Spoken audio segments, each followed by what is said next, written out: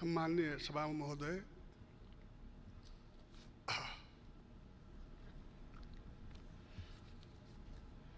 हामी सबैलाई थाहा छ यो असाधारण समय हो भनेर।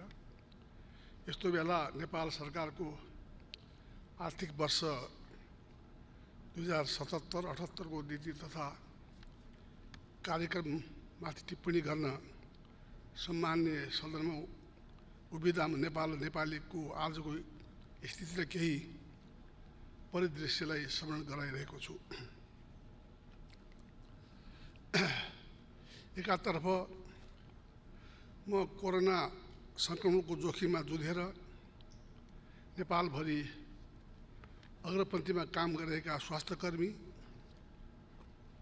सुरक्षाकर्मी, सञ्चारकर्मी, सरसफाई कर्मीलाई स्मरण गरिरहेको छु भने अर्कोतर्फ कोरोनाबाट सङ्क्रमित दिदीबहिनी, दाजुभाइ, तिनका परिवार छन् भने महामारी दिदीबहिनी, दाजुभाइ, तिनका परिवारलाई स्मरण गरिरहेको छु भने महामारीका कारण दुःखमा परेका किसान, स्वदेश र विदेशमा रोजगार गुमाइरहेका श्रमिकहरू, विदेशबाट घर फर्किन चाहेका तर नपाएर अप्ठ्यारोमा परेका नागरिक, बसेको ठाउँमा राहत नपाएर सयौं किलोमिटर हिँडेर घर जान बाध्य हजारौं मजदुर, विद्यार्थी, बेरोजगार, उपचार पाउन कठिनाइमा परेका अन्य रोगीका बिरामी, अन्य रोगका बिरामी, उद्योग व्यापार बन्द भएका साना ठुला उद्यमी व्यापारी, बिहान साँझको छाक टाल्न नसक्ने अवस्थामा पुगेका मजदुरका मजदुर, त्यस्तै समस्यामा परेका गरिब, अपाङ्गता भएका व्यक्ति, एकल महिलाहरूलाई पनि सम्झिन चाहन्छु। म यस परीक्षण सामग्रीको अभावमा कोरोना परीक्षणको प्रतीक्षामा बसेका नागरिकहरू, भाइरसको महामारीले आफू र परिवारलाई कसरी जोगाउने, प्रकोप बढ्दै गए के स्थिति होला, यसले मुलुकलाई के गर्ला भनेर सन्ताप र त्रासमा भएका नेपाली दिदीबहिनी, दाजुभाइहरूको मनोदशा पनि बुझ्दछु। अनि हिजो मात्रै समयमै उपचार नपाएर कोरोनाको कारण मृत्यु भएकी सिन्धुपाल्चोककी सुत्केरी महिला, उनको काखको शिशु र उनको परिवारको मनोदशा पनि सम्झिरहेको छु। सरकारले यी सबैलाई आफू अभिभावक भएको अनुभूति गराउनु पर्ने समय हो। हाम्रो अपेक्षा थियो सरकारले ल्याउने नीतिले यस्तै विषयलाई सम्बोधन गर्नेछ। सरकारका कार्यक्रमले स्रोत साधनको समुचित व्यवस्था गरी समस्याको उचित समाधान गर्नेछ। तर सरकारको नीति तथा कार्यक्रमले अर्कै सन्देश दिएको छ। पहिलो सन्देश यो सरकारलाई कोभिड-19ले गरेको र गर्न सक्ने क्षतिबारे ज्ञानै छैन। दोस्रो, सरकारलाई जनताको दुःख प्रति कुनै संवेदना छैन। जनताको पीडा बुझ्न सक्ने हृदय छैन। तेस्रो, सरकारसँग यो अप्ठ्यारो बेलामा भविष्यका लागि जनता आश्वस्त हुने कुनै योजना छैन। एक वर्ष नीति तथा कार्यक्रम उद्देश्यबाट बरालिएर बहुवर्षीय योजनाको कोरा कल्पना देखिन्छ। एक वर्षको नीति तथा कार्यक्रममा 10 वर्षको योजना जस्तो देखिन्छ। यो नीति तथा कार्यक्रम जनतामा आशा विश्वास जगाउनु पूर्ण असफल भएको छ। यो सरकार महामारी नियन्त्रण गर्न व्यापक तयारी गर्न पूर्ण रूपले चुकेको छ। नेपालमा पहिलो संक्रमित व्यक्ति 2076 माघ 10 भेटिएको 4 महिना पुग्न लाग्यो। लकडाउन भएको पनि आज 55 दिन पुरा भयो। हिजोसम्म PCR विधिबाट केवल 26,691 जनाको मात्र परीक्षण भएको स्वयं सरकारले तथ्याङ्कले देखाउँछ। यतिका दिनपछि पनि स्वास्थ्यकर्मीको सुरक्षा उपकरण लगायतका आवश्यक सामग्रीको उपलब्धताको प्रत्याभूति नहुनु, विश्वसनीय परीक्षण किटको अभाव हुनु, अस्पतालमा भेन्टिलेटर लगायतका अन्य उपचार सामग्रीको आपूर्ति नहुनु, कोरोना प्रभावबाट मार्कामा परेकालाई उचित राहतको व्यवस्था नहुनु, सीमा बाहिर विचलीमा रहेका, देशभित्र नै पनि घर बाहिर असहाय अवस्थामा रहेका नागरिकलाई सुरक्षित इज्जतपूर्वक घरमा पुर्याउने कुनै योजना नहुनुले पनि जनताले सरकार भएको अनुभूति गर्न सकेका छैन। म प्रश्न गर्न चाहन्छु, सरकारले लकडाउनको यो अवधिमा के तयारी गर्यो? परिस्थितिको गम्भीरताप्रति सरकार संवेदनशील हुन नसकेको दृष्टान्त यो हो तयारीविहीनता। विदेशमा लाखौं नेपाली कोरोनाका कारण समस्यामा परेका छन्। भारतीय सीमा नाकामा हजारौं नागरिक विचल्लीमा परेका छन्। तिनले सरकारबाट सुरक्षित रूपमा घर फर्किने वातावरणको सहजीकरण होस् भन्ने अपेक्षा गरेका छन्। तिनका बारेमा नीति कार्यक्रममा ठोस योजनाको अभाव छ। स्वास्थ्य सामग्री तत्काल पर्याप्त उपलब्ध गर्न, PCR परीक्षणको दायरा व्यापक रूपले समुदाय स्तरमा पुर्याउन, विभिन्न क्षेत्रका लागि आवश्यक राहतको व्यवस्थित प्याकेज ल्याउन र विदेशमा अप्ठ्यारो परेका नेपाललाई स्वदेश फर्काएर मापदण्डयुक्त क्वारेन्टाइनमा व्यवस्थित रूपले राखेर परीक्षण पश्चात घर पुर्याउने व्यवस्था मिलाउनु सरकारसँग माग गर्न चाहन्छु।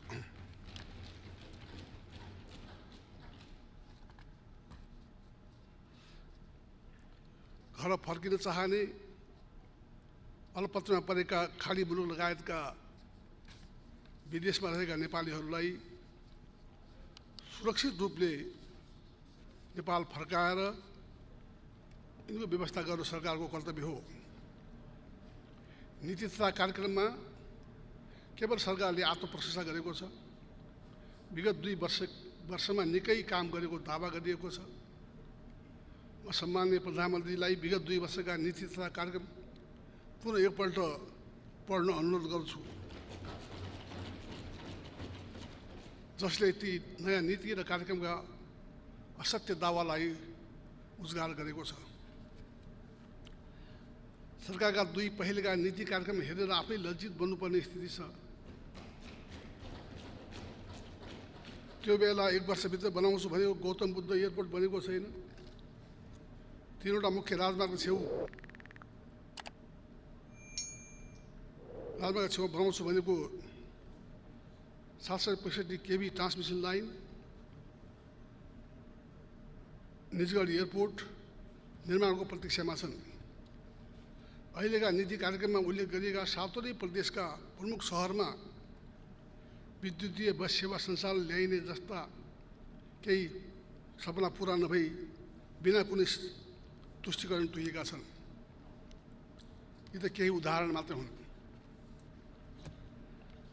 2 वर्ष पहिलेका नीति कार्यक्रममा उल्लेखित गरिएका नै कतिपय योजना र कार्यक्रम अहिले पनि पुनरावृत्ति गरिएका छन्।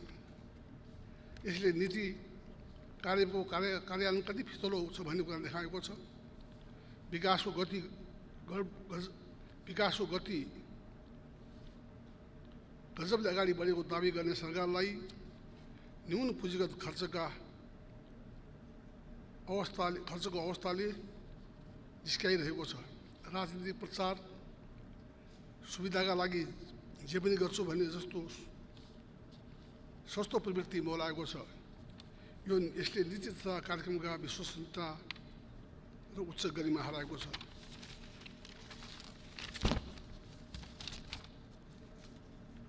वर्तमान सरकार समस्यालाई ठिकसँग हेर्न सकिरहेको छैन या अप्ठ्यारोको गम्भीरता बुझिरहेको छैन। विगत 2 वर्षका कार्यक्रम अहिले पनि दोहोरिएका छन्। अहिले पनि गुरु योजना बनाएर कार्यक्रम ल्याएको थिएन। अहिले फेरि त्यसरी नै दोहोरिएका छन्। यसले खर्चको लक्ष्य धेरै राख्ने सङ्केत मिलेको छ। राजस्वको यो वर्षको लक्ष्य समेत नभेटिएको परिप्रेक्ष्यमा पुराना योजना पनि दोहोऱ्याइरहने र महामारीसँग लड्ने नयाँ खर्च पनि छुट्याउने भने यो सबैका लागि स्रोत कहाँबाट आउँछ? यसले निजी क्षेत्रलाई दोहन गर्ने, उनीहरूलाई ब्याङ्कबाट उपलब्ध हुने पुँजी, सरकारले आन्तरिक ऋण उठाउने र जथाभावी वैदेशिक ऋण लिने गलत नीतितर्फ जान्छ। नीति तथा कार्यक्रममा सरकारले सुशासन, शान्ति सुरक्षा कायम गरेको, भ्रष्टाचार विरुद्ध कारबाहीलाई तीव्रता दिएको भनिएको छ। बालिका निर्मला पन्तको बलात्कार हत्या भएको 2 वर्ष पुग्दैछ। यो अपराधिक घटनाका प्रति सरकार उदासीन तर गैरजिम्मेदार व्यवहारले सुशासन र शान्ति सुरक्षाको विषयमा सरकारले दावालाई चुनौती दिएको छ। यो त एक प्रतिनिधिमूलक घटना मात्र हो। यस्ता अपराधका अनेकौं घटनालाई नियन्त्रण गर्न सरकार असफल भएको छ। भ्रष्टाचारका एकपछि अर्का काण्ड भएका छन्। पछिल्लो समयमा सार्वजनिक भएका यति काण्ड हुँदै सिक्युरिटी प्रेस खरिद सम्बन्धी काण्डमा मन्त्री नै भ्रष्टाचारमा संलग्न भएको घटनापछि सरकारले भ्रष्टाचारको नियन्त्रणको कुरा गर्नु जग हटाउने विषय होइन र? कोरोना महामारीको बेला अत्यावश्यक सामग्री, औषधि समेतमा भ्रष्टाचार गरिएको भनी प्रश्न उठ्नु, त्यसमा छानबिन हुनुको साटो प्रधानमन्त्री आफैले भ्रष्टाचारजन्य घटनाको बचाउमा उत्रिने र उन्मुक्ति दिने जस्ता घटनाले सुशासन र सदाचारको विषयमा सरकार पूर्णतः असफल भएको स्पष्ट पुष्टि हुन्छ। उल्टै सरकार सम्प्रेषण गर्न सञ्चार माध्यम, सामाजिक सञ्जाललाई अस्थिरता फैलाएको आरोप प्रधानमन्त्रीले लगाउनु भएको छ। उहाँको तहबाट यो अभिव्यक्ति आउनु एकातर्फ दुःखद थियो भने अर्कोतर्फ प्रेसको स्वतन्त्र भूमिकालाई कुण्ठित गर्ने नियत समेत थियो।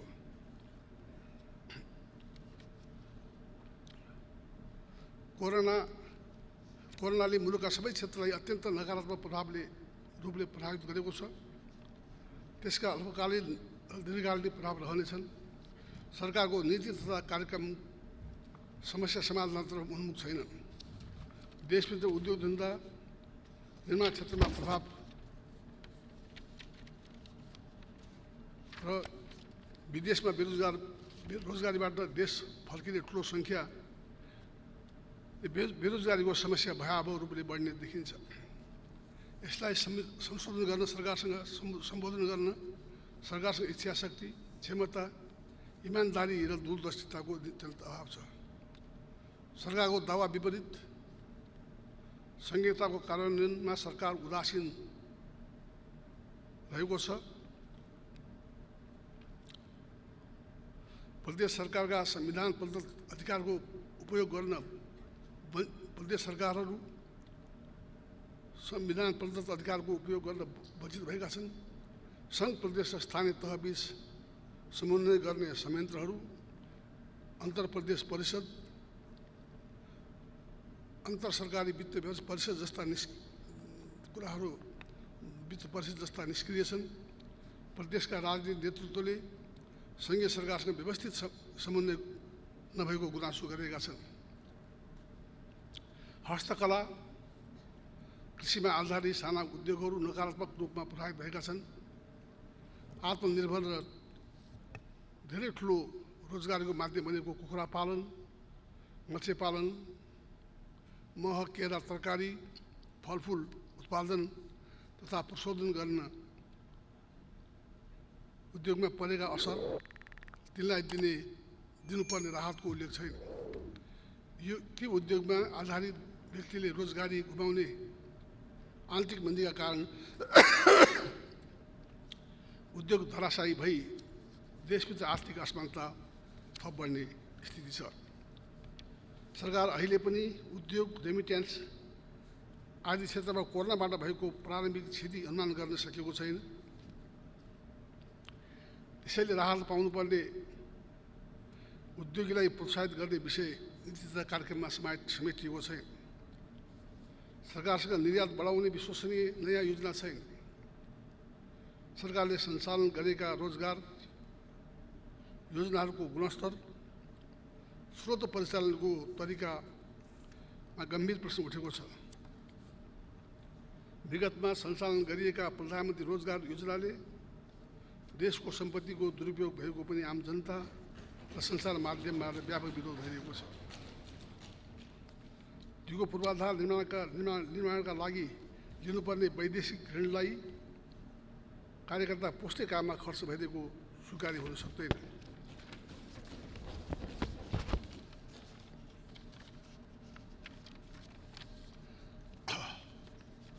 अहिले कोरोनाबाट व्यापक रूपमा प्रभावित भएको क्षेत्र पर्यटन पनि हो। पर्यटन प्रवर्धन सम्बन्धी कुनै नीति आएको छैन। केही एयरपोर्टको निर्माण मर्मत मात्र दिगो गुणस्तरीय पर्यटनको स्रोत होइन। सबैभन्दा बढी राहत चाहिएको पर्यटन क्षेत्रमा पुराना सामान्य किसिमका विषयको पुनरावृत्ति बाहेक कुनै नवीन सोच र योजना छैन। राष्ट्रिय गौरवमा परेका योजनाको अवधि लागत दुवै बढेको छ। सरकारले उच्च प्रविधि प्रयोग गरेर सडक बनाउन सकेको छैन। सही योजनाको छनौट, विकास कार्य गुणस्तर, निर्माण क्षेत्रमा निर्माणको क्षमता वृद्धिमा ध्यान दिएको छैन। ऊर्जा क्षेत्रको कार्यक्रमले निजी क्षेत्रलाई व्यवस्था गरेको छ। कैयौँ योजना महामारीले पीडित छन्, त्यसलाई राहत वा अन्य कुनै व्यवस्था गरेको छैन। यस्तो अप्ठ्यारो बेलामा पनि सरकार मितव्ययीको पक्षमा देखिएन। यो सरकार आफैले गठन गरेको आयोगको मितव्ययितामा सिफारिस समेत लागू गर्न तयार छैन। वैदेशिक ऋण निरन्तर बढिरहेको छ। सरकार मितव्ययी हुनु र वैदेशिक ऋणका निम्ति पारदर्शी हुन आवश्यक छ।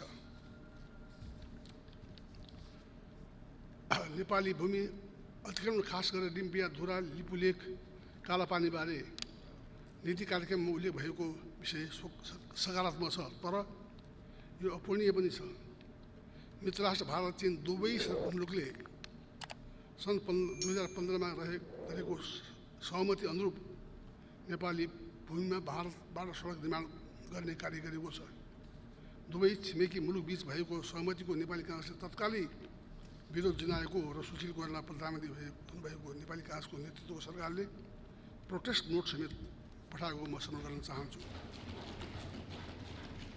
नेपाली भूमिमा भएको अतिक्रमण र सडक निर्माण बारे छिमेकी मुलुक मित्र राष्ट्र चीनसँग समेत उच्च स्तरमा सार्थक परिणाममुखी वार्ता गरी समस्याको समाधान गर्नुपर्दछ।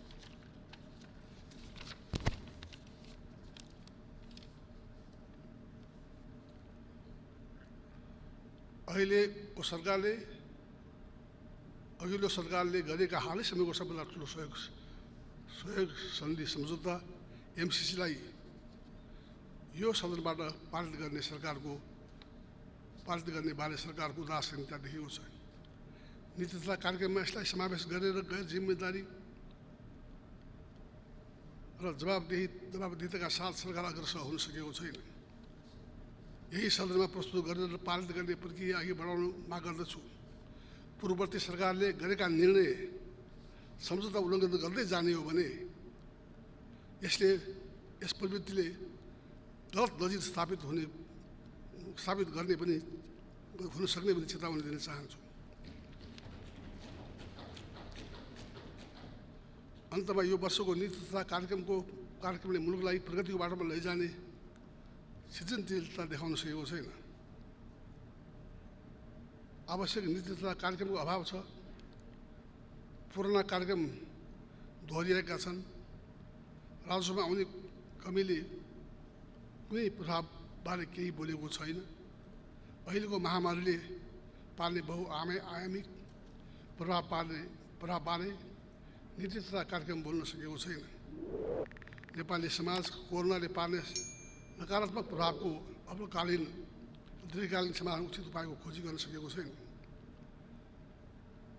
म सरकारलाई बजेट व्यवस्थापनमा यी सबै कुरालाई गम्भीरतापूर्वक ध्यान दिन सुझाव दिन चाहन्छु। अहिले यो सदन मार्फत म सम्पूर्ण नेपाली दाजुभाइ दिदीबहिनीहरूमा के भन्न चाहन्छु भने यो कोरोना अत्यन्तै डरलाग्दो भाइरस हो। यसको चाहिँ नि भ्याक्सिन आउने कुराको निश्चित छैन। त्यसैले सबै नेपालीहरूले आवश्यक डिस्टेन्समा रहेर आफ्नो र परिवारको मात्रै हो समाजको स्वास्थ्यको ध्यान राख्न पनि म अनुरोध गर्न चाहन्छु। र यसमा हाम्रो पार्टीको तर्फबाट हाम्रो संसदीय दलको तर्फबाट आउने संशोधन प्रस्ताव आउने नै छ भन्ने पनि म चाहिँ नि यो सदनमा जानकारी दिन चाहन्छु। तपाईँ यति भन्दै बिदा हुन्छु। धन्यवाद। जय नेपाल।